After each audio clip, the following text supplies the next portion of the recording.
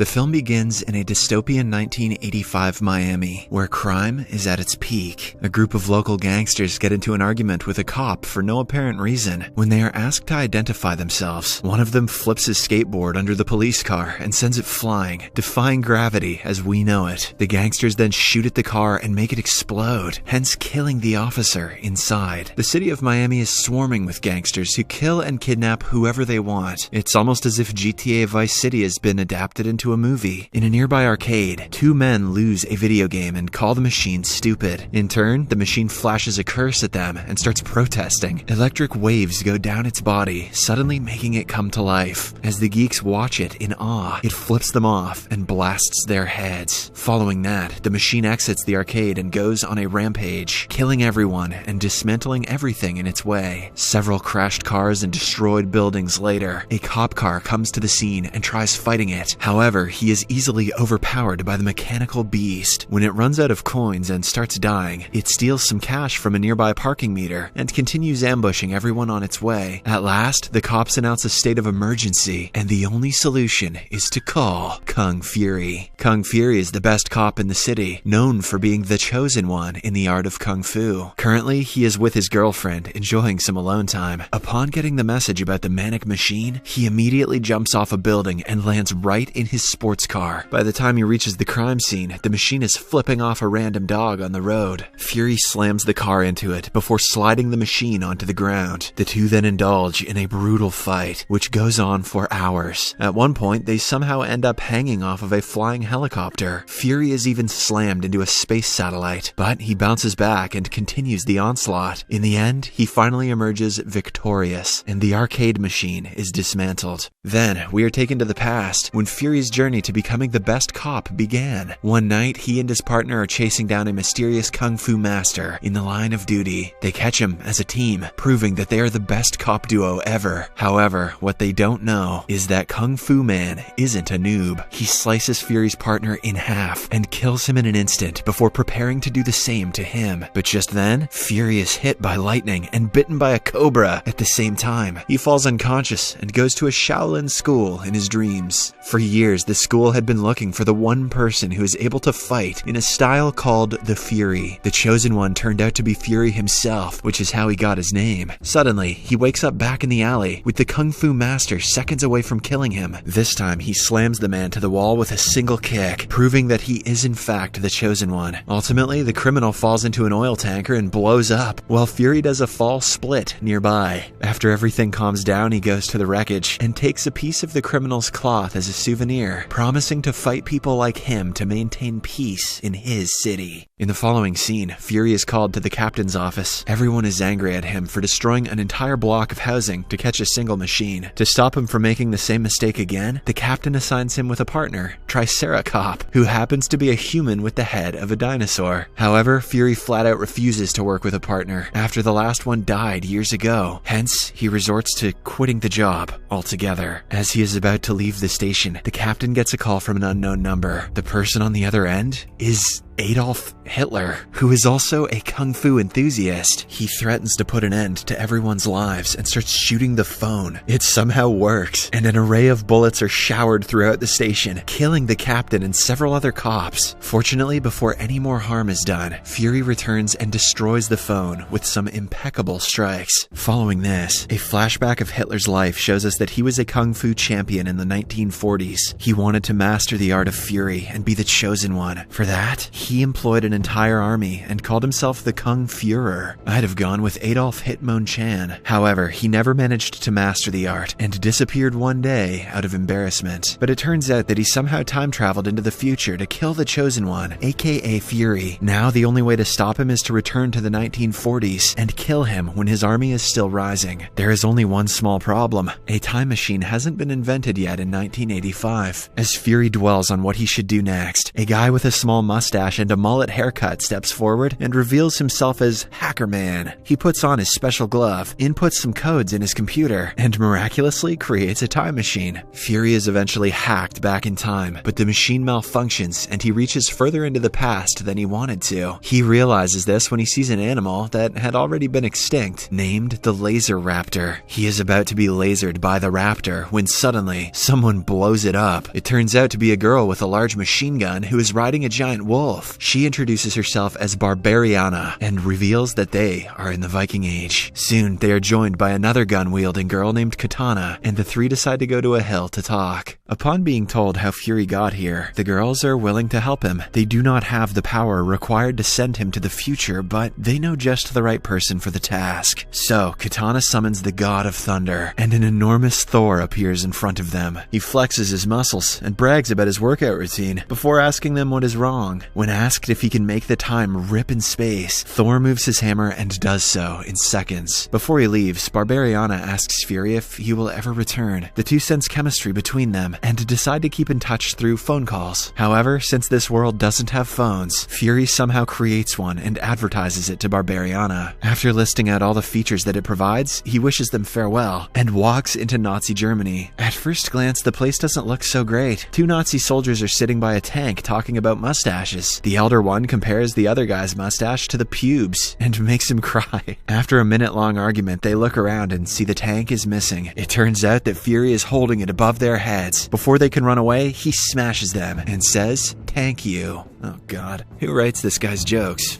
Me? At night, Hitler is giving a speech to a crowd of thousands of Nazis who, for some reason, are wearing gas masks. He declares himself to be the greatest Kung Führer of all time and asks the crowd if he is right. He only moves on to the next sentence once they affirm. Hitler also displays some awkward dance moves to wow the audience. Everything is going well until suddenly a loud bang is heard. A tank has come crashing through the ceiling, and seconds later, Führer jumps to the ground. He approaches a Nazi soldier and says, "I'm going to disarm you," before proceeding to literally tear his arm off. Then he plants it on a gun and creates helicopter wings by spinning it. The strange device allows him to fly over the crowd while shooting everyone in sight. The Führer finally orders his troops to get the intruder, but they are hardly a match to the one and only Kung Führer. Although he is surrounded by a sea of enemies, Führer fights them bravely without being touched even once. He decapitates some with only a kick and makes the others fly away into space. Hitler sees this and finally takes action. He brings out a machine gun which was hidden inside his podium and starts firing at the crowd randomly. Many of his own men are killed, but Führer is also shot several times. To everyone's surprise, he drops to the ground and Hitler wins. With this, all the Nazis erupt into loud cheers and celebrate their victory until some loud thunder startles them. The god of thunder drops from the sky, making everyone aware of his magnificent presence. Simultaneously, he is followed by Hackerman, Barbarianna, Katana, a laser raptor, and Führer's to-be police partner Triceracop. They collectively launch an attack on the Nazi army and kill them one after another. The dinosaur defeats half of the army with its laser eyes. Barbarianna and Katana prove that they are no less than any fighter. Triceracop and Hackerman are driven by their love for Führer, but the one who kills the most people is Thor. After an intense battle, they abruptly stop and watch the last Nazi fall to the ground. Now the only enemy left is Hitler himself. Suddenly, Hackerman notices that Führer is nowhere to be seen. They begin searching for him and finally find his dead body on the ground.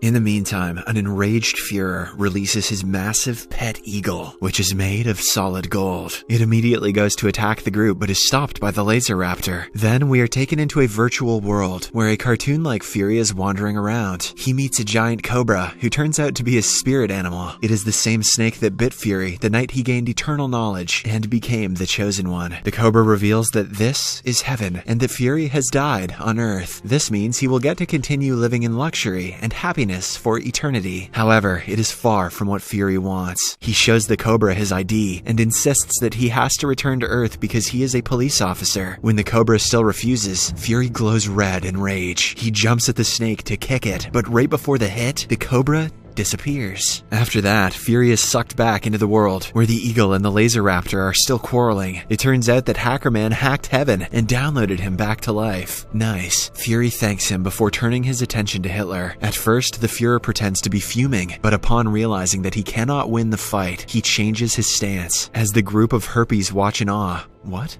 Hitler pretends to be on their side. He compares the red background in the swastika to Fury's clothes and says that they are like brothers. However, before he can finish his sentence, Fury punches him in the manhood and sends him flying. He falls to the ground helpless, and finally, Thor crushes him with his hammer. Seconds before he is crushed, the eagle tries to save him, but he too suffers the same fate. When Thor takes the hammer off, nothing of Hitler and the eagle is left. This slightly surprises the group, but nonetheless, they believe that the enemies have been defeated and start celebrating. At last, everyone turns to Fury and inquires what next. He replies that he wants to return to the police station because he has a lot of paperwork to do. The corny joke surprisingly makes everyone burst out in laughter. The scene then cuts back to the opening scene where the arcade machine is rampaging through Miami. Shortly after, Fury arrives in his sports car and starts tussling. He fights the machine just like before and manages to kill it in the end. Somewhere else, in an alley, the eagle and the Führer appear out of thin air. It is then revealed that the eagle was able to protect its master in the past by teleporting them in the nick of time. Now, they are ready to avenge the death of thousands of their comrades. In the last scene, Fury notices that the arcade machine has a swastika on its side. The look on his face says that he knows Hitler is back. Subscribe for more videos like this,